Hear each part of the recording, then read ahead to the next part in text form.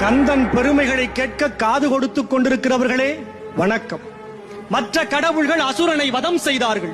சூரன் என்ற அரக்கனை வதைக்காமல் அரக்க மனத்தை மட்டும் வதைத்து அகிம்சைக்கு முதலடி எடுத்துக் கொடுத்தவனே முருகப்பெருமான் தான். சந்த கவிதைகளால் கந்த பெருமாளை தமிழுக்கு சொந்த கடவுளாக்கி தந்த அருணகிரியின் திருப்புகழ் பற்றி பேச வந்திருக்கிறேன். வாய் மணக்க மணக்க. திருக்குறளாய் உயர்ந்து நிற்கும் திருப்புகழை படித்தால் வெறுப்புகளை விலக வைக்கும், பொறுப்புகளை உணர வைக்கும். திருப்புகழ் பாடினால் முருகன் தோன்றுவாரா? இதே சந்தேகம் காளி பக்தன் சம்பந்தாண்டானுக்கும் வந்தது.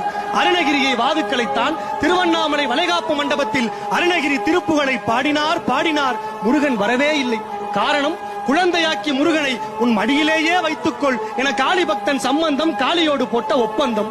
மதுரவாணி தானாட, மலையில் வேதன் ஆறாட, மறுபு வானில் உளோராட, மதியாட, வனச மாமியாராட, நெடிய மாமனாராட, மயிலுமாட நீயாடி வரவேணும் என திருப்புகழில் கடவுளோடு மயிலையும் இணைத்த அருணகிரி பாட, மயில் தோகை விரித்தாட, பார்வதி பாலமுருகனுக்கு மயிலை காட்ட, மயில் ஏறி பாலமுருகன் 16வது தூணை பிளந்து தன் கன்னி தமிழ் முகத்தை காட்டினான்.